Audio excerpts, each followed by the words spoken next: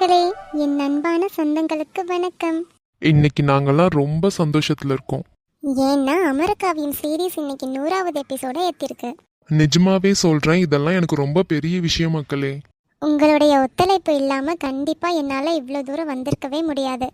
அதனால நம்ம அமரகாவியம் டீம் சார்பா உங்க எல்லாருக்கும் நன்றியை தெரிவிச்சுக்கிறோம் மக்களே. நம்ம டீம்ல இருக்க எல்லாரையுமே எப்படியாவது நிறுத்த வச்சிடணும்னு நினைச்சேன், ஆனா முடியல. யாரை நான் அப்படி மிஸ் பண்ணேன்னு கண்டுபிடிச்சிங்கன்னா மறக்காம கமெண்ட்ல சொல்லுங்க மக்களே. இன்னும் 200-300 எபிசோட்லாம் கொண்டு போகணும்னு ரொம்ப ஆசையா இருக்கு மக்களே. அதனால மறக்காம லைக் பண்ணுங்க, ஷேர் பண்ணுங்க, கமெண்ட் பண்ணுங்க. ஏய் சொல்லுடி. இல்ல, என்னை யாருக்குமே அவ்வளோ பிடிக்கல, நீயே சொல்லு எதனாலும். சப்ஸ்கிரைப் பண்ணாம பார்த்துட்டு இருக்கவங்க மறக்காம சப்ஸ்கிரைப் பண்ணி எனக்கு சப்போர்ட் பண்ணுங்க மக்களே. Thank you so much and love you all. அங்க பாரு, உன் 2 பிள்ளைங்களும் எவ்வளோ அழகா இருந்து படிச்சுக்கிட்டு இருக்குங்க. இந்த நேத்திரன் இருக்கானே, புக் எடுத்து படிடான்னு சொன்னா கூட படிக்க மாட்டான். ஸ்கூல் படிக்கும் போதெல்லாம் கூட பரவாயில்லடி, அவன் புக் எடுத்து படித்ததெல்லாம் நான் பார்த்துருக்கேன். காலேஜ் போனதுக்கப்புறம் அவன் புக் எடுத்தே நான் இது வரைக்கும் பார்க்கல. இதெல்லாம் நீ நம்புற? 2 நடிக்குதுங்களா இருக்கும். என்னத்தை படித்தாலும் அதுங்க எடுக்கிற மார்க்கை தான் எடுக்குங்களே, அதுங்களுக்கே தெரியும். ஏதோ நம்ம முன்னாடி நல்ல பிள்ளைங்க வேஷம் போடணும்ல, அதுக்காக இருந்து போட்டுக்கிட்டு இருக்குங்களா இருக்கும். நவமித்ராக்கு இதோ ஃபர்ஸ்ட் செம் வரப்போகுது. விதுனுக்கு எல்லா மந்த்தும் மந்த்லி டெஸ்ட் வச்சுட்டு தான் இருக்காங்களே. ஒருவேளை நவமித்ரா செம்மில் ஃபெயில் ஆயிட்டாலும் விதுன் மந்த்லி டெஸ்ட்டில் ஃபெயில் ஆயிட்டாலும் அந்த டைமில் நான் படித்தது எதுவும் வராமதாம்மா நான் ஃபெயில் ஆயிட்டேன் அப்படின்னு சொல்லிட்டு இவன் சமாளிக்கிறதுக்காக தாண்டி 2 பேரும் வந்து ஆக்டிங் பண்ணிட்டு இருக்காங்க. நம்ம திட்டுவோம்ல அந்த டைமில், எங்கன்னா புக் எடுத்து படிச்சிருந்தா தானே பாஸ் ஆகிருப்ப, இல்லாட்டி இப்படி தான் ஃபெயில் ஆகிட்டு வந்திருப்ப நீன்னு அப்படின்னு திட்டுவோம்ல. அதுலேருந்து தப்பிக்கிறதுக்காக போடுற ஆக்டிங் தான் இது. என்னடி சொல்கிற? இருந்தாலும் உன் பிள்ளைங்கள நீயே இப்படிலாம் அசிங்கப்படுத்தக்கூடாது. பிள்ளைங்களை அசிங்கப்படுத்துறது இதுவே முதலும் கடைசியமாக இருக்கட்டும். இவங்க 2 பேரும் என் மருமகனும் மருமகளாக்கும். இன்னொரு வாட்டி இது போலலாம் பேசுனேன்னு தெரிஞ்சிச்சு சும்மா விட மாட்டேன் நான். ஐயோயோயோயோ, மருமகனும் மருமகளும் சரியான ஆக்டிங்காரங்க 2 பேரும். இங்க பாருடி, இதுக்கும் மேல நீ பிள்ளைங்களை ஏதாச்சும் பேசின நான் சும்மா இருக்க மாட்டேன். விதுன், சொல்றியாக்கா? நான் உன்கிட்ட எப்படி குசு குசுன்னு பேசுறேன், நீயும் அதே போல பேசுடா. சொல்லு, என்ன? நம்மள அசிங்கப்படுத்துறதுக்கு நம்ம அம்மாவே போதும், வேற யாரும் வேண்டாம். அதுதான் தெரிஞ்ச விஷயமாச்சே. இருந்தாலும் இந்த அத்தை மட்டும்தான் நம்மள நல்ல பிள்ளைங்கன்னு சொல்லிக்கிட்டு இருந்தாங்க. இப்போ இனி அதுவும் போச்சு. ஆமால அக்கா, ஆனா நம்ம இல்லாத டைம் நம்மளை பத்தி நிறைய பேசியிருப்பாங்க அம்மா. ஆனாலும் அத்தை நம்மளை விட்டு கொடுக்காம இருக்காங்க. எவ்வளோ சேட்டை பண்ணாலும் நம்ம பிள்ளைங்கன்னு சொல்லிக்கிட்டே இருக்காங்கல்ல நம்மள. ஆமாண்டா, ரொம்ப நல்ல அத்தையிட. ஆனா எனக்கு தெரிஞ்சு அம்மா எல்லாத்தையுமே சொல்லியிருக்க மாட்டாங்கன்னு தான் தோணுது. எப்படிடி சொல்ற? நம்ம பண்ண எல்லா சேட்டையும் அம்மா சொல்லியிருந்தாங்கன்னு வச்சுக்கோ, அத்தை நம்மள இந்த வீட்டுள்ளேயே சேர்த்துருக்க மாட்டாங்க. அதை மட்டும் நான் உரப்பா சொல்லுவேன். நீ சொல்றதும் சரிதான். கண்மணி, ஒரு நிமிஷம் இரு. ஒரே குசு குசு குசுன்னு சவுண்டு. டேய், அங்க என்ன சவுண்டு போட்டுட்டு இருக்கீங்க 2 பேரும்? படிக்க வந்திருந்துட்டு ஒரே பேச்சு நடக்குதோ அங்க? ஐயோ அம்மா, நான் எதுவும் பேசல.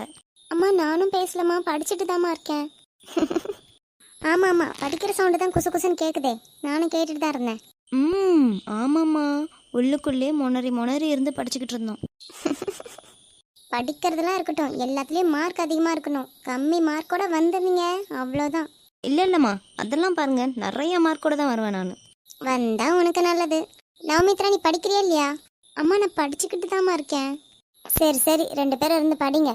ஓகேங்கம்மா. ஜஸ்ட் மிஸ், நம்ம நல்லா வாங்கி கட்டி இருந்திருப்போம். ஆமாண்டா, போய் படி போ. ஏய் கண்மணி, எப்படி இருந்தாலும் என் பிள்ளைங்க 2 பேசிட்டு இருந்ததை நீ கண்டுபிடிச்சிருப்ப. ஒரு வார்த்தை சொல்லாம அமைதியா இருக்கல்ல நீ. எதுக்கு? நான் சொன்னதுக்கப்புறம் இதோ இது போல திரும்பி திட்டுவேன், இல்லாட்டி பிள்ளைங்களை போட்டு அடித்தாலும் அடிப்பேன். எதுக்கு சொல்லிக்கிட்டு? உன்கிட்ட விட்டேன்னா பிள்ளைங்க 2 நல்லா வளருங்கடி. அதெல்லாம் நீ எதுக்கும் நினச்சி வருத்தப்படாதடி. உன்னோட 3 பிள்ளைங்களை விட்டுட்டு போனாலும் நான் நல்லபடியாக வளர்த்து வைப்பேன். அது சரி, என் 3 பிள்ளைங்களையும் உன்கிட்ட கொடுத்துட்டு நான் இங்கே எடுத்து போகிறேன். அப்படி போனேன்னா பணமாக தான் போவேனே. என்னடி, ஏன்டி அப்படி பார்க்குற? விளையாட்டுக்கு கூட அப்படி பேசாத. நான் சும்மா சொன்னேன்டி. அதான், சும்மா கூட இப்படி பேசிடாத. என்ன பேச்சு பேசுற நீ? அதுவும் பிள்ளைங்கள பக்கத்துல வச்சுக்கிட்டே. சரி சரி, இனி பேச மாட்டேன், கோவப்படாத. நமக்கு எதனா நடந்தாலும், நம்ம சுத்தி இருக்கிறவங்களுக்கு எதனா நடந்தாலும், நம்ம பேசுற பேச்சுலயும் நம்ம நினைக்கிற நினப்புலையும் தான் இருக்கு எல்லாமே. அதனால நம்ம நாக்கு இருக்கு பத்தியா, அதுல இருந்து வர வார்த்தைகள்லாம் கொஞ்சம் நல்லபடியாவே இருக்கணும். சரி டி, மன்னிச்சுக்கோ, இனி இப்படி பேச மாட்டேன். பேசாத, அவ்வளோதான். கண்மணி, உன்ன மாதிரி ஒரு நல்ல ஃப்ரெண்டு கிடைக்க நான் என்ன புண்ணியம் பண்ணேனே தெரியலடி. ஒரு ஃப்ரெண்டோட ஹஸ்பண்ட் விட்டுட்டு போனான்னு தெரிஞ்சதுக்கப்புறம் அவ குடும்பத்தையே கூட்டிட்டு வந்து அவ வீட்டில் வச்சு இவ்வளோ நல்லா பார்த்துக்கிறதுக்கு யாராலடி முடியும்? எல்லாரும் பார்த்துட்டு பார்க்காத மாரி கண்டுக்காம போறவங்க தான் இருப்பாங்களே இந்த உலகத்தில் அதிகமாக. ஆனால் நீயும் உன் குடும்பமும் இருக்கீங்களே, பா தெய்வண்டி நீங்களாம். இது போலலாம் யார் இருப்பா? ஏய், இப்போ எதுக்கு நீ தேவையில்லாதெல்லாம் பேசிட்டு இருக்க? உனக்கு இது தேவையில்லாததா இருக்கும், ஆனால் இதெல்லாம் எனக்கு தான் ரொம்ப பெரிய விஷயம். சரி சரி, நீ எதையும் போட்டு புலம்பிட்டு இருக்காத, கொஞ்ச நேரம் அமைதியா இருக்கியா? பாரு, என்னை ஃபீல் பண்ணி பேசக்கூட விட மாட்டேங்கிற நீ. ஆனால் நான் உன் ஃப்ரெண்டுன்றதுனால என்கிட்ட க்ளோஸாக இருக்க, ஓகேடி. ஆனால் நீ என் பிள்ளைங்க கிட்ட கூட இவ்வளோ க்ளோஸாக இருக்கியேடி. அதுதாண்டி என்னால் இப்போ வரைக்குமே, ச்சே, இப்படி ஒரு பொண்ணான்னு இருக்கு எனக்கு. ஏய், என்ன உன் பிள்ளைங்க என் பிள்ளைங்கள மாதிரி? என் பிள்ளைங்களுக்கு 2 இட்லி வச்சேன்னா உன் பிள்ளைங்களுக்கும் 2 இட்லி தான் வைப்பனே. இன்னும் எவ்வளோ வேணாலும் கொடுப்பனே தவிர, ஆனால் குறைக்க மட்டும் மாட்டேன். என் மனசில் உன் பிள்ளைங்க என் பிள்ளைங்கன்னு தனியாக பிரிக்கவே வரலடி. அந்த அளவு உன் பிள்ளைங்களையும் என் பிள்ளைங்களா நான் நினைக்கிறேன். இதை கேட்கும்போது ரொம்ப சந்தோஷமாக இருக்குடி. என்னோட கஷ்டத்துக்கெல்லாம் விடிவு காலம் கிடைச்சிடுச்சேன்னு நினைக்கும் போதே நிம்மதியாக இருக்குடி. ஏய் சுடர் சுடர், அழுவாதடி, என்னடி நீ? கண்மணி, இது ஆனந்த கண்ணீர்டி. ஐயோ, ஆனந்த கண்ணீர்லாம் நீ விட மாட்டான், சும்மா இருடி. இனி உங்கள் அண்ணன் வேற வந்தாருன்னா நான் தான் ஏதோ அடித்து திட்டி அள வச்சுட்டான்ற மாதிரி பேசுவார். நல்ல வேலைம்மா அழுவிய நிறுத்தின, இல்லாட்டி அவர் வந்துட்டு என்ன தான் திட்டுவார், ஏன் அள வச்சேன்னு. அவளே பேசிட்டு அவளே அழுகுறாங்கன்னு சொன்னா கூட நம்ப மாட்டார் அவர். சிரிக்காதடி கள்ளி, ஃபீல் பண்ணுறேன்னு சொல்லிட்டு கொஞ்ச நேரத்தில் எனக்கு ஒரு அடியை வாங்கி கொடுத்துருப்பா இவ. ஆனால் கண்மணி, அண்ணன் கூட எவ்வளோ அன்பாக நடந்துக்கிறாருலடி. நீ எப்படி உன் குடும்பத்தில் ஒருத்தராக எங்களை பார்க்குறியோ அதே போல் அவரும் பார்க்குறாரு பத்தியா. கொடுத்து வச்ச பொண்ணுடி நீனு. இந்த விஷயத்தில் மட்டும் நீ சொல்கிறது சரிடி. நிஜமாக இவர் கிடைக்க நான் கொடுத்து வச்சுருக்கேன். அவரை எல்லாம் கோவப்படுறேன்னு சொல்லிட்டு எல்லாரும் பேசுவாங்கடி. ஆனால் அந்த கோவத்துக்கு பின்னாடி எவ்வளோ அழகான ஒரு அன்பு இருக்குது தெரியுமா? அந்த கோவத்துக்கு பின்னாடி தான் அன்பு, அக்கறை, பாசம் எல்லாமே இருக்குடி. அதனாலேயே அவர் எவ்வளோ கோவப்பட்டாலும் நாங்கள் எல்லாரும் அட்ஜஸ்ட் பண்ணிகிட்டே போவோம். ஆனால் எங்கள் யார்கிட்டையும் இது போல் கோவப்படவே இல்லையடி இன்னுமே. ஃபஸ்ட்டு நல்லா கோவப்பட்டாரு, இப்போ தான் கோவப்படுறது கம்மியாயிடுச்சுல. சொல்ல முடியாது, இன்னும் கொஞ்ச நாள் போகட்டும் பாரு, கண்டிப்பாக கோவப்படுவார். நம்ம ஏதாவது தப்பு பண்ணோன்னு தெரிஞ்சதுன்னா அவ்வளோதான், சும்மா விட மாட்டார் நம்மள. அவர் திட்டினாலும் என் அண்ணன்டி, என் அண்ணன் திட்டினா நான் அமைதியாக இருக்க மாட்டேனா கேட்டுட்டு. கண்டிப்பாக அவர் திட்டினார்னா நான் வாங்கிக்குவேன், ஒன்றும் பிரச்சனை இல்லை. சரிங்க மேடம், உங்கள் அண்ணங்கிட்ட நல்லா திட்டு வாங்கிக்கோங்க.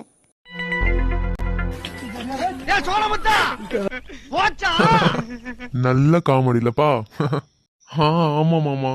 ஆனா இந்த காமெடி அப்பல இருந்து இப்போ வரையும் ட்ரெண்ட்லயே இருக்கு. பின்ன வடிவேலு காமெடிலாம் சும்மாவா மாமா? இப்போ இருக்கிற காலத்துல அவரோட காமெடி இல்லாம ஒன்னும் இல்ல. அதுவும் சரிதான்ப்பா. மாமா, உங்ககிட்ட ஒன்னு கேட்கணும், கேட்கலாமா? என்னப்பா கேளு. அது வந்து மாமா, நீங்க ஃபர்ஸ்ட் எல்லாம் சிரிக்க கூட மாட்டீங்க அப்படி இப்படின்னு சொல்றாங்க எல்லாரும், ஏன் அப்படிலாம் இருந்தீங்க? நான் ஸ்ட்ரிக்டா இருந்ததுனாலதான்ப்பா இவ்வளவு தூரம் வந்திருக்கேனே. என்ன மாமா சொல்றீங்க? ஆமாப்பா தம்பி, நம்ம எப்படி இருக்கோமோ அதை பொறுத்து தான் எல்லாமே அமையும். நான் அப்போ ஸ்ட்ரிக்டா இருந்ததுனாலதான் இப்போ நல்லா இருக்கேனே இந்த அளவுக்கு. நான் எவ்வளோக்கு எவ்வளோ கோவமா இருக்கணும் அவ்வளோக்கு அவ்வளோ எங்க வீட்டில் உள்ள எல்லாரையும் பத்தி யோசிச்சு இருப்பேன் நான். மைண்டு ஃபுல்லா பிள்ளைங்களை பார்த்துக்கணும், பொண்டாட்டியை பார்த்துக்கணும், குடும்பம் நல்லபடியா வளரணும், பிள்ளைங்க எந்த கஷ்டம் இல்லாம வளரணும் அப்படிலாம் தான் யோசிப்பேனே. செம்ம மாமா, உங்களை மாதிரியே எல்லாரும் யோசிச்சாங்கன்னா எல்லா குடும்பமும் நல்லா இருக்கும். எங்க அப்பா விட்டுட்டு போனதுக்கு அப்புறம் நாங்க ரொம்பவே கஷ்டப்பட்டுட்டோம் மாமா. எங்களை விட எங்க அம்மா தான் ரொம்பவே கஷ்டப்பட்டாங்க. ஆனா எங்க அம்மா இங்க வந்ததுக்கு அப்புறம் தான் கொஞ்சம் நிம்மதியா இருக்காங்களோ அப்படின்னு தோணியிருக்கு மாமா எனக்கு நிறைய வாட்டி. ஏன்னா அந்த வீட்டுல நாங்க இருக்கும்போது தம்பி தங்கச்சி படிக்க போயிடுவாங்க, நான் வேலைக்கு போயிடுவேன், வீட்டில் அம்மா தனியா இருப்பாங்க. அவங்களுக்கு பிடிக்குதுன்னு சொல்லிட்டு ஒரு பீஸ் போடுவாங்க, வேண்டாமா எதுக்குமா இவ்வளோ கஷ்டப்படுறீங்கன்னு சொன்னாலும் கேட்கவும் மாட்டாங்க. கேட்டா நீங்கெல்லாம் போயிடுறீங்க, நான் மட்டும் தனியா இருக்கிற மாதிரி இருக்கு, இது போல ஏதாவது பண்ணிட்டு இருந்தேன்னா கொஞ்சம் நல்லா டைம் பாஸ் ஆகும்டான்னு சொல்லுவாங்க. இதோ இங்க வர்றதுக்கு முன்னாடி தான் இதெல்லாம் வேண்டான்னு சொல்லி தடுத்து நிறுத்த வச்சனே. அதனால ஏதோ கொஞ்சம் அமைதியா இருக்காங்க.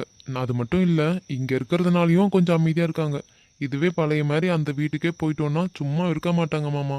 அதெல்லாம் எடுத்துட்டு வந்து போட்டு நான் காசு சம்பாதிக்கிறேன்னு சொல்லிட்டு சும்மா எதனா பண்ணிக்கிட்டு இருப்பாங்க. அவங்களோட நோக்கம் வீட்டில் தனியாக இருக்கிற ஃபீலிங் வரக்கூடாது. அதனால தான் அவங்க அப்படி பண்ணிட்டு இருக்காங்களே. ஆனால் சுடர் எப்போ பார்த்தாலும் நான் வீட்டுக்கே போகிறேன்னு பேசிகிட்டு இருக்கோம். ஏன் அப்படி? வேற என்னவா இருக்கும் மாமா, சொந்தம் எப்பவும் நமக்கு வேணும்னு நினைக்கிறாங்க. அதனால தான் மாமா, வேற எதுவும் இல்லை. ச்சே, இதில் என்னப்பா இருக்கு? நாங்கள் ஒன்றும் அப்படிலாம் நினைக்கவே இல்லை. ஆனால் தம்பி, உனக்கு ஒன்று தெரியுமா? உங்கள் அம்மா வந்ததுக்கு அப்புறம் தான் என் கண்மணி நல்லா சிரிச்சு சந்தோஷமா இருக்காளே. இல்லாட்டி அவ எப்படி தெரியுமா ஃபீல் பண்ணிட்டு இருப்பா? இப்போ கொஞ்ச மாசமா தான் கவி என் கூட வேலைக்கு வராளே. அதுக்கு முன்னாடி காலேஜ் முடிச்சா. காலேஜ் முடிச்சுட்டு கொஞ்ச மாசமா வீட்டில் இருந்தா. அப்போ அவள் வீட்டில் இருந்த சமயம் ஃபுல்லாக கவியும் கண்மணியும் நல்லா க்ளோஸு. ஏதோ ஃப்ரெண்ட்ஸு போல இருந்துக்குவாங்க. இவ திடீர்னு நான் இவளை வேலைக்கு கூட்டு போறேன்னு சொன்ன உடனுமே ஆரம்பிச்சது அவளோட ஃபீலிங்கு. தனிமையாக இருக்கிற மாதிரி இருக்குன்னு சொல்லிட்டு எப்போ பார்த்தாலும் கவிக்கு ஃபோன் பண்ணி பேசிகிட்டு இருப்பா. இதெல்லாம் எனக்கு தெரியாதுன்னு நினச்சிட்டு இருக்காங்க அம்மாவும் பொண்ணும். அவங்க 2 பேர் பேசிக்கிறதுலாம் எனக்கு நல்லாவே தெரியும். ஆனால் உங்கள் அம்மா சுடர் வந்ததுக்கப்புறம் 2 பேரும் நல்லா சிரிச்சுக்கிட்டு பேசிக்கிட்டு ஜாலியாக இருக்காங்க. என் கண்மணி இப்போதான் ரொம்ப சந்தோஷமா இருக்காளே. அதை நினைக்கும் போதே எனக்கு போதும் போதும்னு இருக்கு. நீங்கள் போகிறேன்னு சொன்னாலும் உங்களை விடவே எனக்கு மனசு இல்லைப்பா. எப்படியாவது உங்களை பேசி சமாதானப்படுத்தி இங்கே இருக்க வைக்கணுன்றது தான் என் மனசில் ஓடுறது. என்ன சொன்னாலும் நான் உங்களை இங்கேருந்து அனுப்பவே மாட்டேன். ரொம்ப பெரிய மனசு மாமா உங்களுக்கு. இவ்வளோ வயசான காலத்துலேயும் அத்தையை நீங்கள் நல்லா பார்த்துக்கணும்னு நினைக்கிறீங்க. ஐயோ, உங்கள் அத்தைக்காக மட்டும்தான் நீங்களாம் இங்கே இருக்கணும்னு சொல்லிட்டு நான் நினைக்கலப்பா. நீங்கள் இங்கே இருக்கிறதுனால எனக்கும் சரி, என் பொண்டாட்டி பிள்ளைங்களுக்கும் சரி, எல்லாருக்குமே ரொம்ப சந்தோஷமா நிம்மதியாக இருக்கோமே. சரியாப்பா தம்பி? புரியுது மாமா நல்லாவே. சரி சரிப்பா.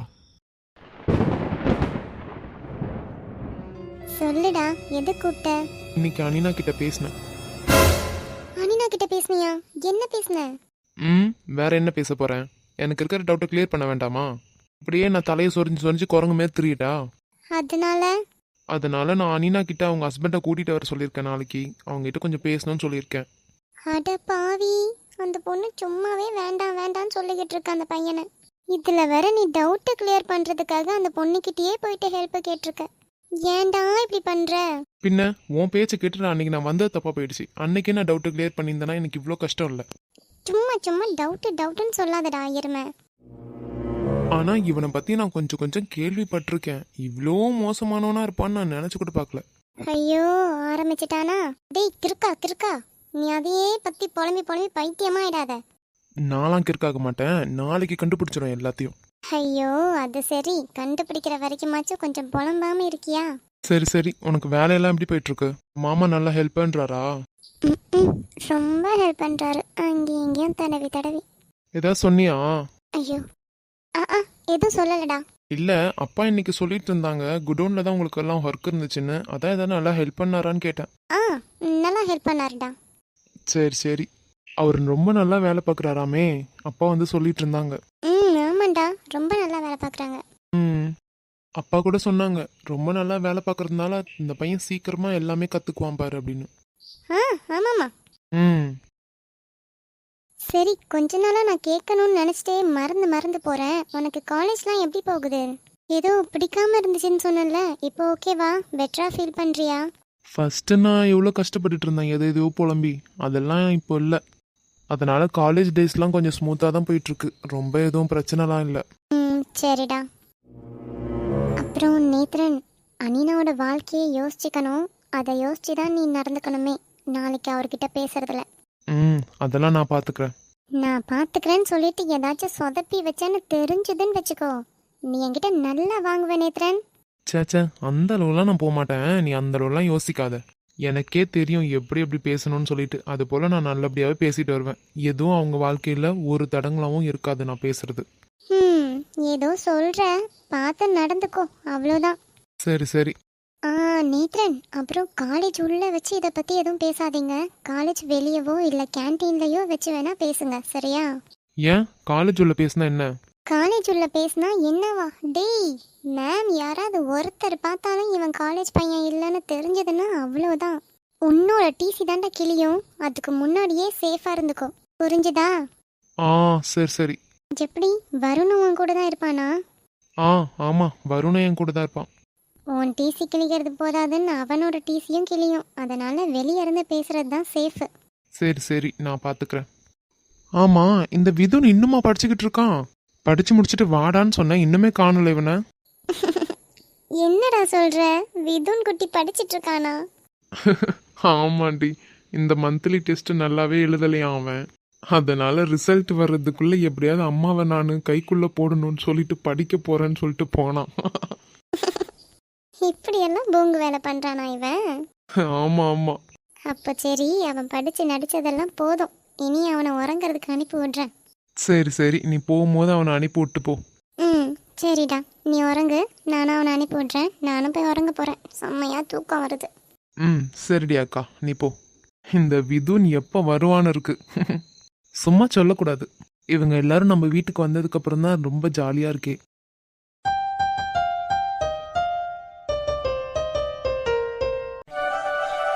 ஹாய் மக்களே, என் அன்பான சொந்தங்களுக்கு வணக்கம். இன்னைக்குள்ள வீடியோ பிடிச்சிருந்துச்சுன்னா மறக்காம லைக் பண்ணுங்க, ஷேர் பண்ணுங்க, கமெண்ட் பண்ணுங்க மக்களே. யாராவது சப்ஸ்கிரைப் பண்ணாம வீடியோ பார்த்துட்டு இருந்தீங்கன்னா சப்ஸ்கிரைப் பண்ணிட்டு பாருங்க மக்களே. Thank you so much and love you all.